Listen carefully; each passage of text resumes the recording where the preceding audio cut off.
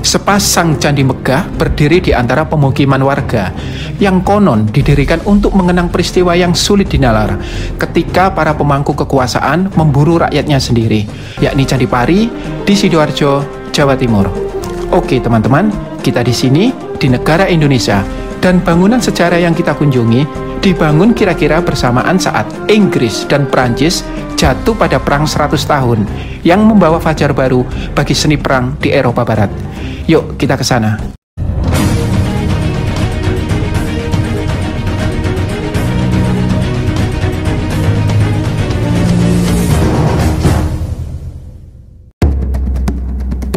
Video ini juga dilengkapi dengan teks subtitle ya, dalam bahasa Indonesia maupun bahasa Inggris. Silakan teman-teman mengklik tombol ini ya, untuk memunculkan atau menghilangkan teks, demi kenyamanan menonton video ini. Dari kota Malang yang sejuk, kami meluncur ke kota Sidoarjo, ke sebuah candi yang megah, yang berada di tengah-tengah pemukiman warga. Ini dia, bangunan dari bata merah, khas era Majapahit. Yuk kita pindah dulu.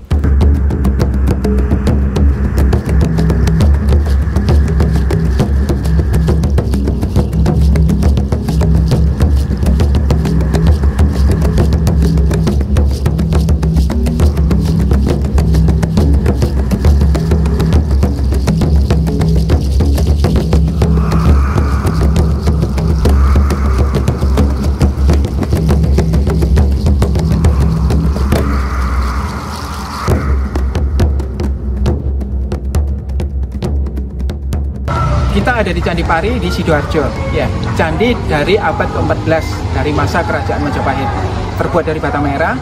Dan kalau teman-teman perhatikan di sini, candi ini tidak utuh ya. Dan ada beberapa pihak yang mengatakan bahwa candi ini memiliki keunikan, ya ini mirip dengan candi-candi di Champa. Yuk kita ke sana. Teman-teman bisa melihat kemegahannya ya. Sekilas candi ini seperti mengusung langgam Jawa Tengah karena berbadan tambun. Namun tidak demikian, justru gaya candi ini sangat khas Majapahit.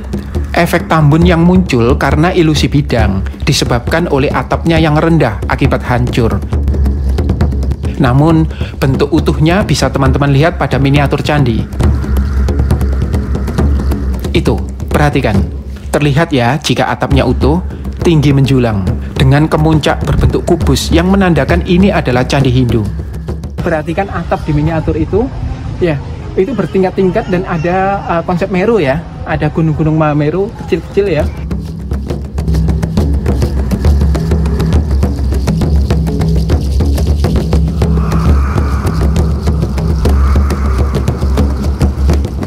Yang kita lihat ini adalah hasil pemugaran selama 5 tahun, sejak tahun 1994. Perhatikan, bata buatan modern sudah berlumut dalam hitungan tahun. Tidak demikian dengan bata asli, meski mengalami pengeroposan. Namun itu wajar, karena waktu yang dilintasinya sudah demikian panjang. Selasar keliling cukup lebar dan nyaman dilalui, namun sayangnya tidak ada yang bisa dinikmati, karena tidak ada relief dan arca sama sekali. Berdasarkan angka yang ditemukan di lokasi, candi ini dibangun pada tahun 1371 Masehi, yakni pada masa keemasan Kerajaan Majapahit. Banyak arkeolog yang meyakini bahwa candi setinggi 15 meter ini memiliki kemiripan dengan bangunan candi di Champa atau Vietnam. Ingat legenda Putri Champa? Lain kali kita akan bedah. Nah, mereka meyakini bahwa Candi Pari adalah candi Jawa yang dipengaruhi oleh Champa. Sebenarnya, pendapat ini diambil begitu saja dari pendapat Nicolaas Johannes Kroom, arkeolog kolonial Belanda. George Coedis, epigraf yang paling saya kagumi, merobohkan pendapat yang memicu perasaan inferior ini. Dalam penelusuran Coedis di Champa, pada zaman Raja Jaya Simawarman pertama, seorang kerabat Ratu Tribuana Dewi, yaitu Rajatwara, pergi ke Jawa untuk berziarah atau melakukan sidayatra. Rajatwara yang sudah blusukan di Jawa memiliki pengaruh yang besar hingga 3 Raja Champa berikutnya. Sehingga dari sini Coedis berpendapat budaya Champa lah yang terpengaruh oleh Jawa dan bukan sebaliknya. Maka jika hari ini kita menemukan sedikit kemiripan bahasa dan seni, bukan berarti kita yang mengambil dari sana atau mengatakan kita yang berlayar ke sana. Lagi pula, candi-candi berbahan bata merah seperti Candi Pari ini sudah sangat umum di Asia Tenggara. Ketika kami datang ke kota tua Ayutthaya di Thailand, kami melihat banyak sekali candi seperti Candi Pari ini. Yang membedakan adalah mereka bercorak Buddha.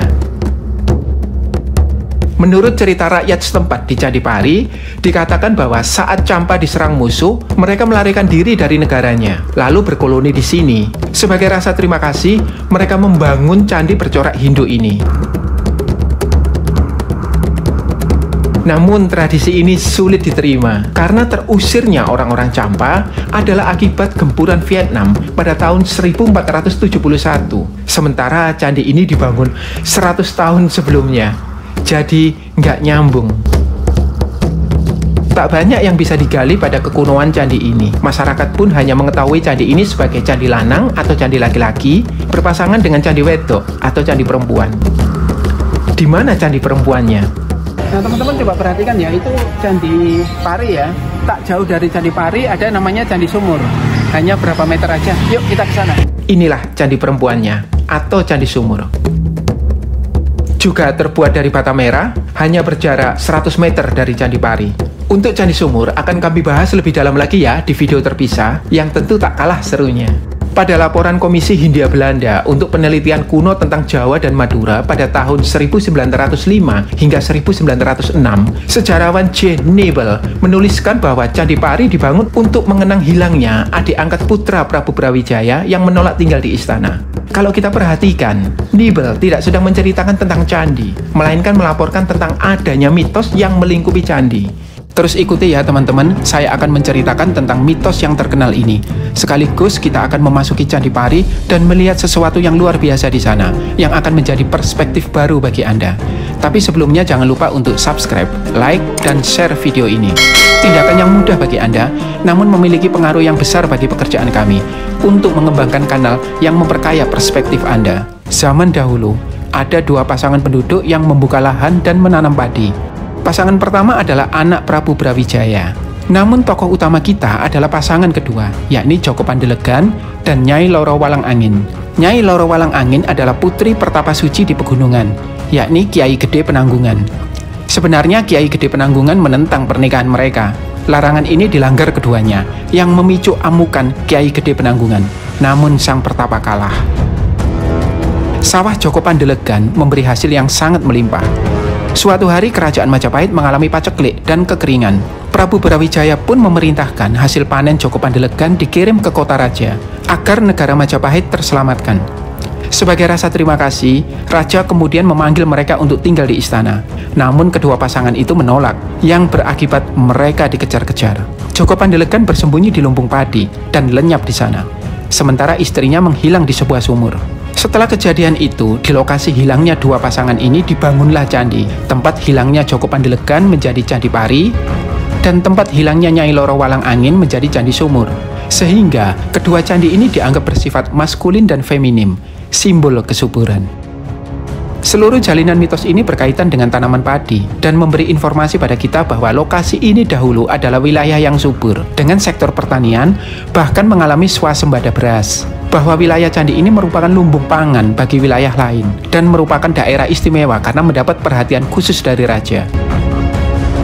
Ada dua hal yang menunjukkan pemujaan pada pertanian.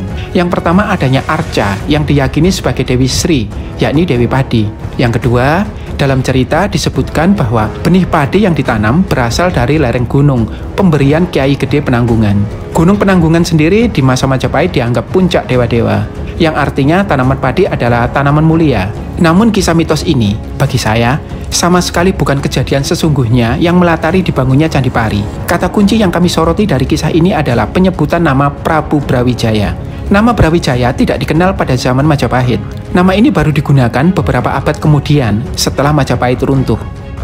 Dugaan kami, kisah di atas muncul bersamaan dengan saat masyarakat Jawa yang sebelumnya berbudaya maritim semasa Majapahit berkuasa, diubah menjadi masyarakat agraris. Jadi, bagi kami, Candi Pari adalah rekaman perubahan budaya tersebut. Yuk, kita masuk ke Candi Pari. Bilik candi ini besar sekali, mengingatkan kami pada Candi Gunung Gangsir. Perhatikan teman-teman, itu sandaran arca, tingginya lebih dari 5 meter. Jika ada arcanya, pasti besar sekali. Sayang, arcanya entah kemana. Nah, jika teman-teman kemari akan melihat ini, setumpuk kekunoan. Jangan keliru, benda-benda ini bukan berasal dari candi ini, melainkan dari sekitar yang ditumpuk di sini untuk pengamanan. Namun, sekarang malah disakralkan. Ini arca tentara ya, dengan perisainya. Ini arca Dewata, masih belum jelas. Yang ini Bima. Kepalanya terpenggal, kakinya juga. Lihat kuku pancanakanya. Perhatikan teman-teman, kainnya yang minim. Bima di era Majapahit memiliki ciri khas, yakni memperlihatkan alat vitalnya. Itu lebih dari simbol kesuburan dan keperkasaan. Palus tersebut adalah lingga. Sepertinya di arca ini, palusnya juga terpenggal. Aduh, teganian. Pemujaan pada Bima marak di akhir masa Majapahit karena dianggap manifestasi Bhairawa. Ini tentu berkaitan dengan Tantrayana. Namun tidak hanya itu, Bima juga dipuja sebagai mediator manusia dengan Yang Maha Kuasa, sehingga menjadi jalan bagi kesadaran tertinggi, yakni melebur dengan Yang Maha Agung. Itulah sebabnya arca Bima ditemukan pada punden berundak di tempat-tempat suci. Misalnya lereng Gunung Penanggungan, Candi Sukuh, dan lain sebagainya. Untuk Candi Sukuh silakan lihat tautan di atas ya, atau lihat link yang ada di deskripsi. Jika benar arca Bima ini berasal dari sekitar Candi Pari, sebagaimana pengakuan masyarakat, maka bisa diduga bahwa wilayah Candi Pari di masa Majapahit bukanlah pemukiman agraris yang berlimpah kesuburan, melainkan sebuah lingkungan suci, yakni Kadewaguruan. Bisa jadi wilayah ini adalah rimba yang terpencil, yang tidak boleh sembarangan dimasuki. Karena Kadewaguruan hanya dibangun di hutan atau lereng gunung, sebagai upaya penyepian para asketis. Bahkan mungkin wilayah candi ini adalah tempat hidup para penganut Tantra Bhairawa. Karena keperkasaan adalah elemen yang dibutuhkan dalam upacara yang disebut Panca Makara Puja. Mengenai upacara Panca Makara Puja, silakan lihat tautan di atas ya, atau lihat link di deskripsi. Dengan demikian, perspektif kita tentang mitos Joko Pandelegan diperkaya. Pertama, Gunung Suci Penanggungan tempat para dewa masih diingat dan dipersonifikasikan dengan Kiai Gede Penanggungan. Kedua, ada banyak larangan Kiai Gede Penanggungan yang dilanggar. Ketiga, ada usaha pembukaan hutan menjadi sawah oleh tokoh utama. Semua ini memberi gambaran setelah runtuhnya Majapahit dengan budaya maritimnya, Kadewaguruan ini pun ditinggalkan. Lalu masyarakat baru datang dan membuka hutan, mengubah wilayah suci dan terlarang ini menjadi persawahan. Dan persawahan yang subur menjadikan rakyat termandirikan. Maka kita bisa memetik pesan berharga mengenai Candi Pari, bahwa di bawah matahari, satu-satunya yang abadi adalah perubahan. Bahkan kekuasaan yang sangat besar pun akan menuai akhir, berganti dengan kekuasaan yang baru. Jadi, berhentilah menimang-nimang terus kejayaan masa lalu. Yang hari ini telah kita miliki, kita jaga dan kembangkan untuk kejayaan di masa depan.